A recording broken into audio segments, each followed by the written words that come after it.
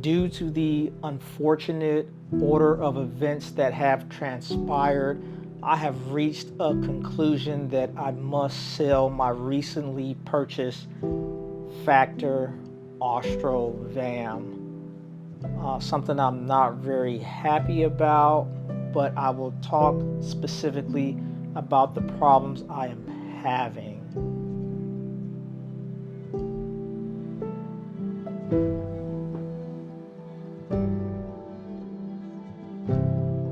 Let me stop teasing y'all. I'm not selling this bike. I put too much money into this damn thing, but it is legit that I am having some issues with this bike.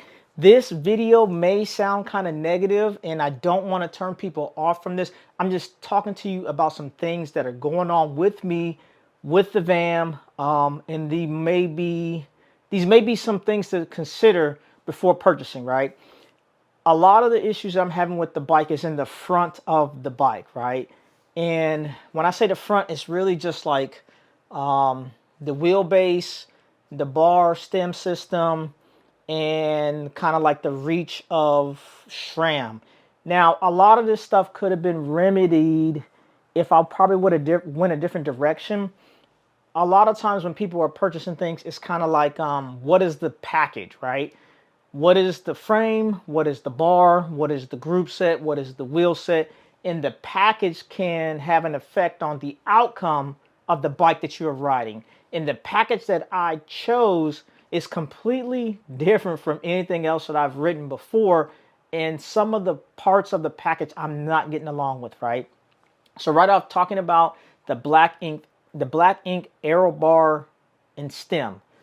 I am not getting along with it. I am not feeling it. I have taken it off of the bike, right?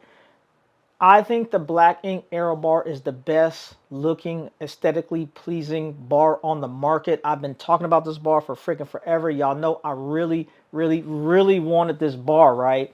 And I got it. The problems I'm having with it is the drop. The drop in the bar is 120.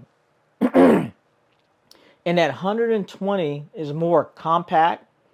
And with it being more compact, the curvature of the bar is really bothering me, and I'm not able to get comfortable on the bike. Also, with the system that I chose, the whole setup, the SRAM hoods is I'm not getting along with it at all. So with the SRAM hoods paired with the black ink bar, it is, in my opinion, it's a terrible combination. I'm not liking it. If I had a different bar and possibly the Shimano group set, I think the ergonomics, the geometry, the dimensions would have been a way better system for my personal preference, right? So how am I trying to fix this? I took the black ink bar off of the bike, right? Right now, I reconfigured the front of the bike, and I'm running a Tarmac S-Works SL7 stem, and I'm running the Enve SES Aerobar. Now, as far as the integration, one of the things I like about the newer bikes is having everything fully integrated and you don't see any cables. With the Enve SES bar, which is a new bar I never ridden before, I really wanted to try it, so I bought it. It didn't necessarily allow me to have a completely cable-free front end, but I kind of finagled it and did some customization so that it is fully integrated. So the way the bike, the way the bar and stem looks on my bike, when you are looking at the S-Works stem on the Ostro, it's seamless, right? I kind of took the spacers from the SL7 and I got the 5mm, I guess, steer tube cap from the Ostro, because the VAM comes with two caps. It comes with one that's 20 mils and there's one that's 5. I took the 5mm one and kind of figured out a way to stack the SL7 spacers on there with the stem and then run the hydraulic hoses through the bar, through the stem, through the headset, or down the front of the steer tube, and it's clean and no wire. So that's a good thing, right? And I've only test ridden the bike like in the front yard, because I do not have my brakes cabled up right now because I am waiting on the the barbs to come in so I can re-cable it and then re-bleed it. But so far, that is better, right? Also with the Enve SES Aerobar, the drop is a 127.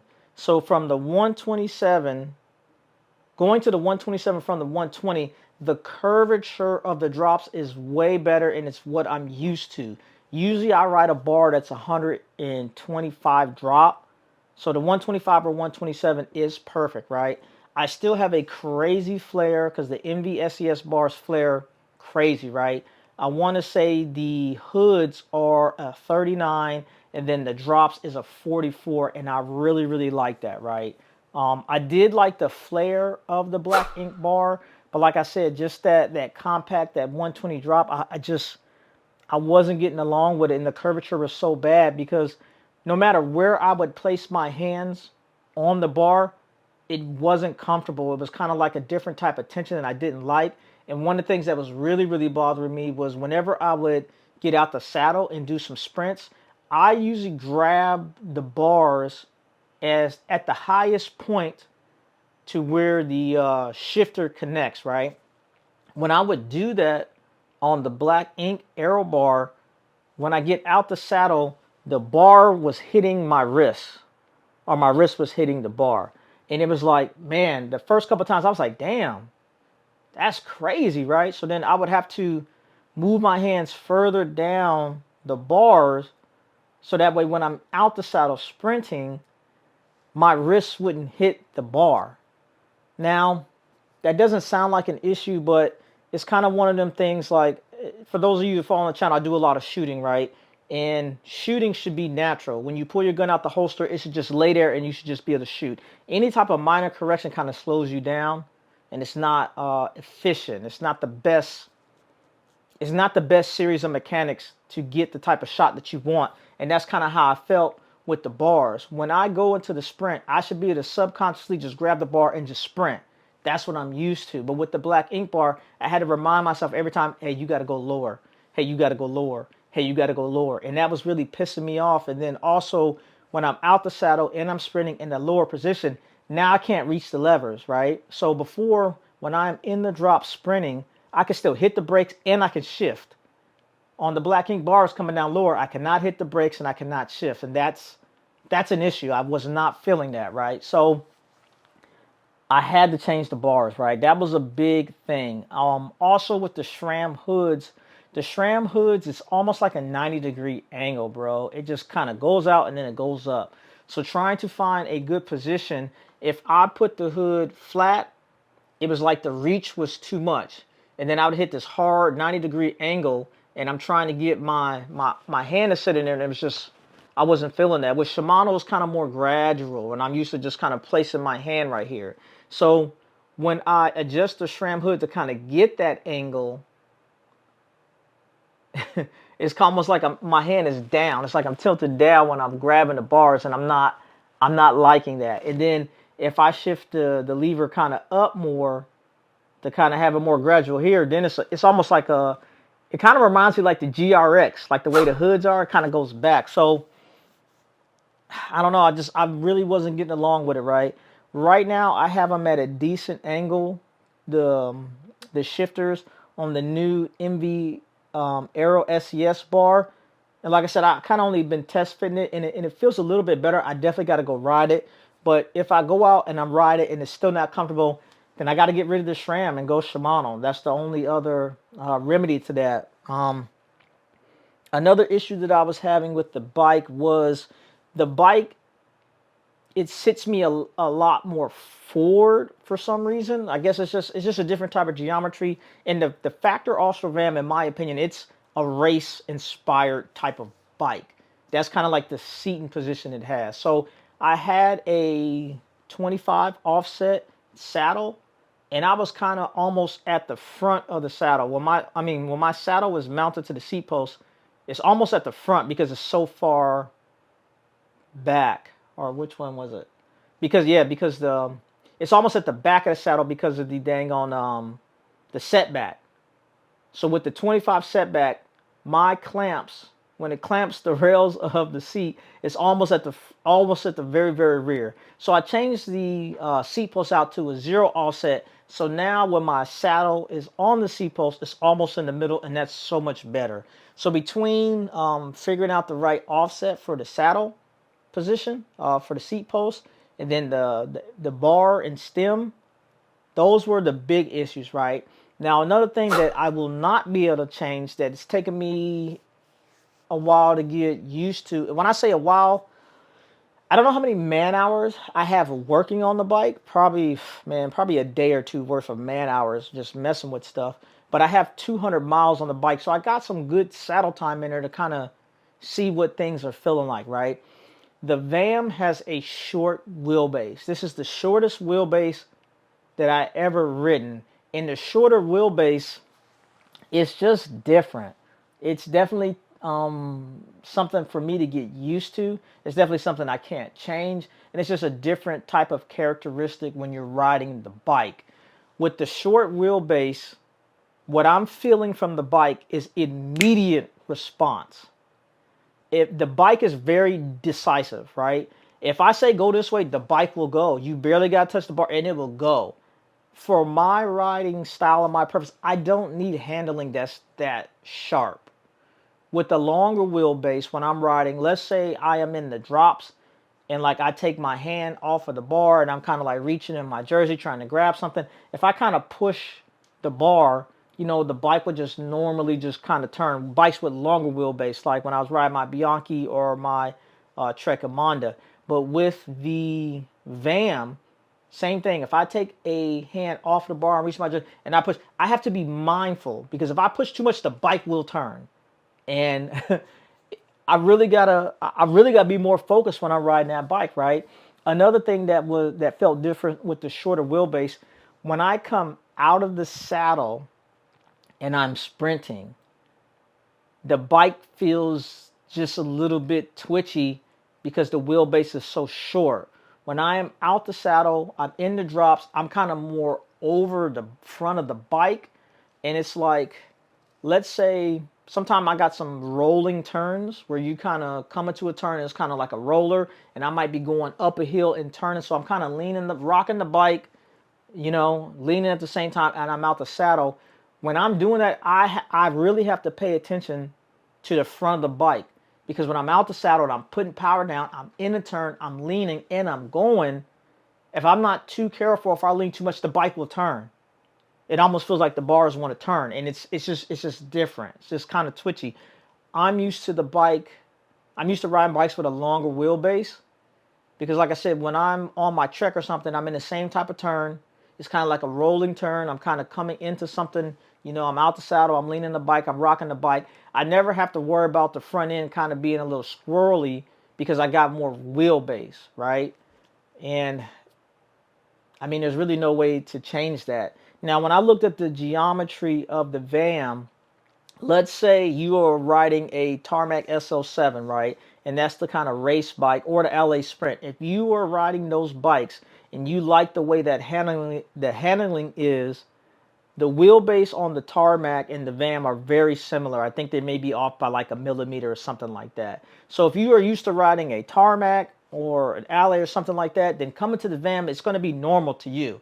So for me, I'm just thinking this is my introduction into riding a more race geometry inspired bike, because that's not what I'm used to riding. So the stuff that I'm describing for you people that are riding those bikes that have a shorter wheelbase, is probably going to be seamless to you. You're going to be like, man, what the hell are you talking about, right? But for people that are riding bikes with a longer wheelbase and then you go to this bike, you're definitely going to notice the front end of that bike is just a little kind of twitchy, kind of squirrely, and you just got to be mindful of it. And I think it's just going to take me a little bit of time to get used to that, because like I said, I'm just not used to it. It's like I said, when I'm out the saddle on a bike with a longer wheelbase, I'm not thinking about the front of the bike. I could just go into the sprint and just go.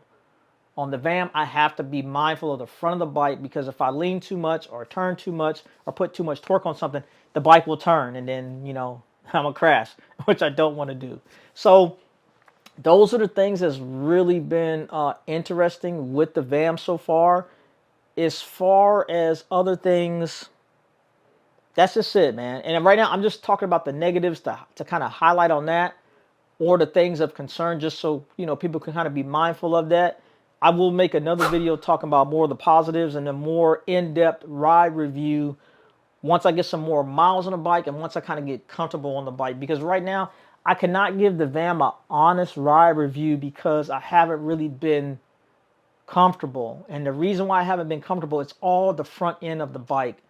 And it was really just the SRAM hoods paired with the dimensions of the black ink bar. I was just telling you, I was just not getting along with it, bro. It was like I was never comfortable on the front of the bike. It's like if I have my hands in the hoods, not comfortable. If I move into the drops, not comfortable. Reposition them on the drops, not comfortable. Getting out of the saddle, not comfortable. And I really had to get that sorted out because I mean you got to hold the damn bike when you ride it right. And that was just really affecting my ride because every time I would ride the VAM, let's say I do 20 miles or 30 miles, the majority of the ride, I'm thinking about the front of the bike. I'm like, damn, my fucking wrists hurt. Damn, my fucking hands hurt. And it's all because of the front of the bike. And it's really pissing me off. And I was trying to get some miles on it and kind of making myself get adjusted to the black ink bar, or just telling myself, it's a new riding position, you got to get used to it. But I'm not getting along with the black ink bar. The black ink bar is off the bike. Probably going to sell it. I think the Enve SES bar is going to be the remedy for that. If the hoods still feel not ergonomically friendly, then I know I got to get rid of the SRAM 2 and put the Shimano on there. But if the Shimano is the answer, and like not even the Enve bar specifically, just any bar that has the like 125 reach, then the VAM will be perfect and I will be comfortable, paired with the zero offset seat post versus having the 25. So those are the issues that I'm having with the bike right now, and that's kind of like what I'm sorting through. And it's crazy because the folks that are following me on Strava, whenever I ride the VAM, there's like a little panda a little panda face on the emoji on the title of the ride. And every time I've been riding the VAM, it's always been like, testing, and then it's like the panda thing. And somebody had hit me up and they was like, dude, I know you're riding the panda VAM. What's all this testing you're doing? This is all the shit I'm talking about, man. Is testing, the hood position, working with the bars, and then trying to figure out like the height too. And that's another thing I'm gonna talk about right real quick. I almost forgot. The stack height. The VAM stack height is a lot shorter than anything else I've ridden. And the steer tube, I don't want to say top cover, but the steer tube cap kind of speak, there's two of them. You got the 5mm one and you got the 20mm one. When I seen how the 5mm one look, I was like, man, that's way too short. I'm not gonna be able to ride that. And I started with the 20mm. I started with the 20mm one and a 5mm spacer, right? And then ride it was way too tall, right? I took the 5mm spacer out, and technically I was kind of like slammed on the 20mm, and it was still way too tall. So I went to the 5mm spacer, the 5mm transition cap, and I had 10mm a spacer, and it was way better. So total, off the top of the bike, I was running a 15mm, and that's way better. And I don't know why. For some reason, when I'm on that bike, the stack of that bike is lower than any of my other bikes, but it just feels comfortable. So I don't know. It probably has something to do with, I guess, the overall race geometry of the bike, or maybe because the back where the seat is, since I'm more forward, it's kind of pushing me more down. That's what I'm thinking. Instead of the bike being more relaxed in the back, the front's kind of more up from traditional stuff that I've been riding. So with that seat being more forward, that's probably why I had to get lower on the front. But it's dope. I like the way it looks on the bike. But that was another issue that I was having, was the stack initially was way too high. I guess I was about 15mm too high. But yeah, so those who are following me on Strava, if you ever see something that says testing, it's got the little panda logo. That is me testing the VAM, trying to figure out what's going on with this and get comfortable on it. But now that I have switched the bars, I think that's going to be a big selling point. If I have any additional discomfort in the front of the hoods, then I got to switch back to Shimano and then the SRAM stuff will be for sale. But that's the VAM. That's where it sits right now. Just putting it out there, letting folks know what's going on with me and the bike. That's all I got for you. This is your boy, Mr. Robb Armstrong. I'm out. I remember, I don't forget, bitch, I'm everywhere in town. Think about the ways to get my bird